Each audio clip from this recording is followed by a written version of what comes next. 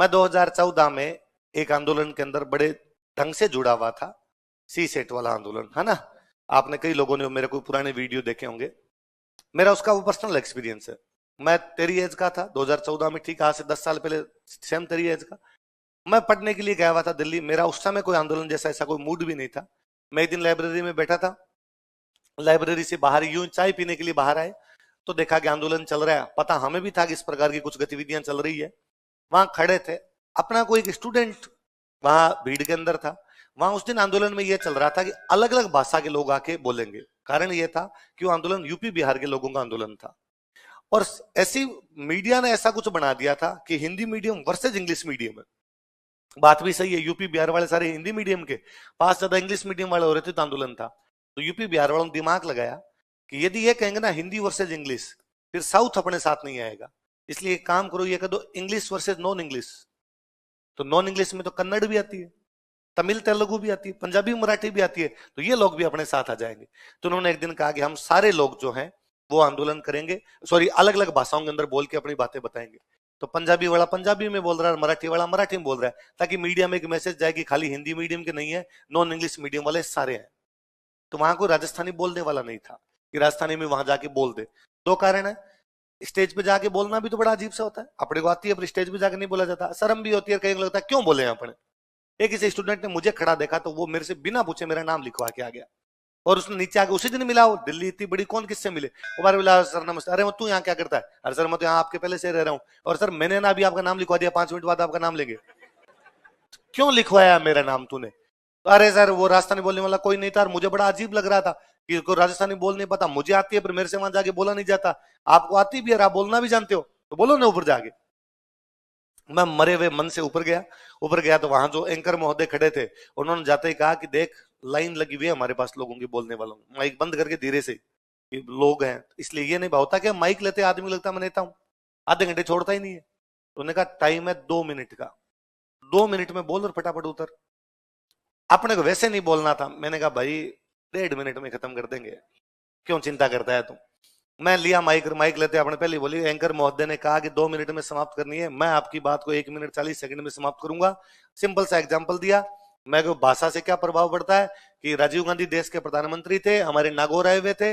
नागौर में किसान ने खड़े होकर उनसे पूछा कि सर जो लाल मिर्च है, वो लाल मिर्च जो मार्केट से हम लेके आते हैं वो तो मिलती है महंगी, हम जब हरी मिर्च उगाते हैं वो जब मार्केट में बेचते हैं वो मिलती है सस्ती, ऐसा क्यों है। और मैं प्रधानमंत्री जी को इन बातों का पता नहीं था। उन्होंने कहा तुम हरी उगाती क्यों, लाल ही उगा लिया करो। तो जब व्यक्ति को जानकारी नहीं होती गांव की तो कभी भी ढंग से काम नहीं कर पाता। इसलिए आईएएस में भी ऐसे लोग भी आने चाहिए, केवल इंग्लिश मीडियम वाले लोग भी नहीं आने चाहिए, क्योंकि उनको गांव गांव में जा करना पड़ेगा। होगी 1.5 मिनट, मैंने कहा बाय बाय। अब ऐसी को उस बात पे जनता ने कोई इतनी तालियां बजा दी कि नीचे जनता ने कहा वंस मोर वंस मोर। तो अब एंकर को कहना पड़ा कि भाई राजवीर और बोलेंगे तो अपने 10 मिनट तक पंचायती और कर गए। मैं जैसे नीचे आया, अब अपने मैं रैंडम अपने के क्लास में बोल बोल के एक्सपीरियंस हो रखा है भाई। आप जब लगातार बोलते हो तो आपको पता कितना बोलना, कैसे बोलना, क्या बोलना, किससे जनता राजी होगी, वो सब पता रहता है आपको जब आपको बोलने का पता चल जाता है। तो मैं नीचे उतरा तो मेरे से 5-7 लोग मिलने के लिए आ गए। अरे यार क्या बोले क्या बोले, तो मुझे लगा अच्छा क्या बोल गए अपने, तो अलग ही बोल गया अपना। क्लास में तो भाषण देते हैं लोग तो राजी हो रहे हैं।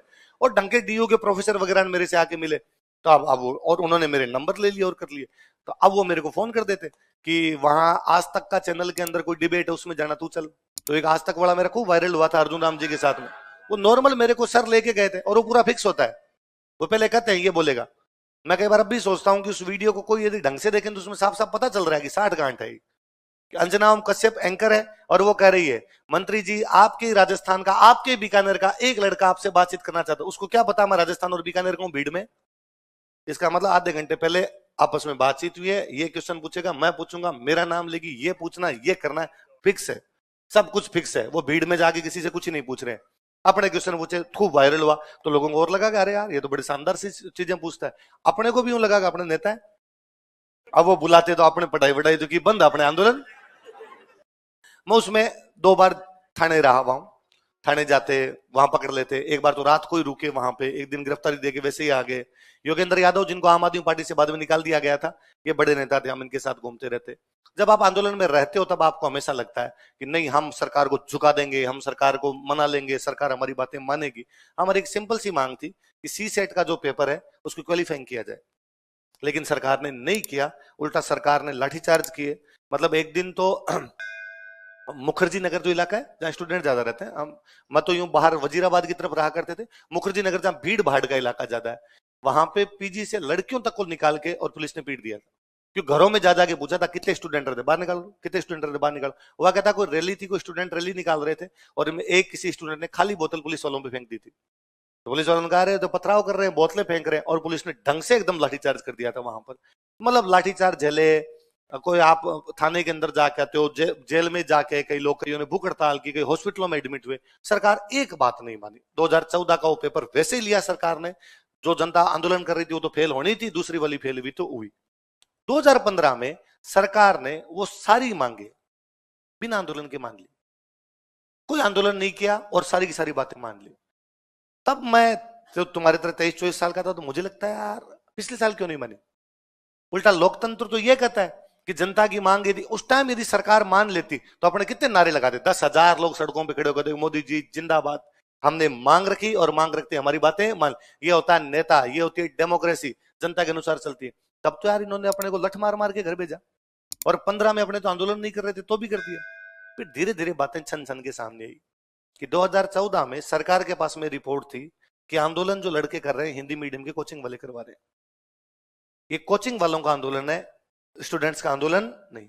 बात भी सच्ची थी, पैसे तो मिले थे, वरना इतना बड़ा आंदोलन चले तो स्टूडेंट कहां से लाए, स्टूडेंट पैसे कहां से लाए, पैसे तो मिले थे। इसलिए सरकार ने बंद नहीं किया। सरकार को लगा कोचिंग वाले कौन होते हैं भाई करवाने वाले, इसका मतलब कोचिंग वाले कल को कुछ ही झुका देंगे। कोचिंग वाले स्टूडेंट भेज देते हैं, बेस फ्री किया कि जाओ और आंदोलन कर लो, हम तुम्हें ये दे देंगे, हम तुम्हें वो दे देंगे, छोरों ने आगे नारे लगा दिए। 2015 में सरकार ने कहा मांग तो स्टूडेंट की सही थी, कोचिंग वालों को भी नहीं करनी, इस बार कर दो। कि भाई 2014 में नहीं किया सरकार ने, और सरकार ने कहा हम तो वैसे ही एग्जाम लेंगे। हम सोच रहे थे कि नहीं सरकार को झुका देंगे, नहीं झुकी तो एक प्री फेल हुए। भाई वो एग्जाम कैसे पास होंगे। 24 अगस्त को एग्जाम था, मुझे याद है 13 अगस्त तक हम सड़कों पे थे, एग्जाम ही छोड़ना पड़ा। वो या तो किसी ने एग्जाम छोड़ा या प्री के अंदर फेल हुए, इसके अलावा दूसरा तरीका आपके पास में क्या बचता है। आप आंदोलन, जब हम 13 अगस्त तक में आंदोलन कर रहा था, मुझे लगता था नहीं सरकार मानेगी, और सरकार कैसे कर सकती है, आप अंदर रहते हो तब आपको सिस्टम वैसा ही दिखता है, नहीं मानी सरकार। सरकार राज है जी, राम और राज का किसकी चले। वो अर्जुन राम जी के खिलाफ मेरा जो वीडियो था 2014, अर्जुन राम जी मेरे क्षेत्र के सांसद, हमारे माननीय सांसद, पढ़े लिखे आदमी, जितने बाकी लोग रिस्पेक्ट करते हैं मैं उनसे ज्यादा ही रिस्पेक्ट करता हूं अर्जुन राम जी, क्योंकि उस समय वो एक मुद्दा था, मैं उस मुद्दे के विपक्ष में खड़ा था, वो सरकार थी, मेरा दायित्व बनता है मैं सरकार से 4 सवाल पूछूं। और मैंने पूछा सर से कि भाई ये ऐसा क्यों हो रहा है, ऐसा क्यों हो रहा है, ऐसा क्यों हो रहा है। एक वोट देने के नाते मेरा सबसे अच्छा अधिकार था कि मैंने उनसे सवाल पूछे, उन्होंने जवाब दिए। आप जवाबों से संतुष्ट नहीं हो वो बात दूसरी है, पर उन्होंने अपना कर्तव्य निभाया, मैंने मेरे निभाया। अब वो वीडियो, मैं शायद टीचर नहीं बनता, मैं शायद इतना थोड़ा बहुत ही वीडियो के माध्यम से पॉपुलर नहीं होता, तो कोई ध्यान ही नहीं देता। सैकड़ों लोग इस प्रकार के वीडियो में जाते हैं, देते हैं। 5 साल बाद किसी ने वीडियो निकाला, वो और वीडियो निकाल कर लगाया, ये देखिए एक छात्र की ताकत, मंत्री जी को करा दिया चुप। नीचे जनता के अपने वालों को, यूपी बिहार वालों को मैसेज है, स्टूडेंट ऐसे ही होने चाहिए, हमें ऐसे ही बेबाक छात्र चाहिए। नीचे अपने जनता को लिखा, अरे ये छात्र मास्टर है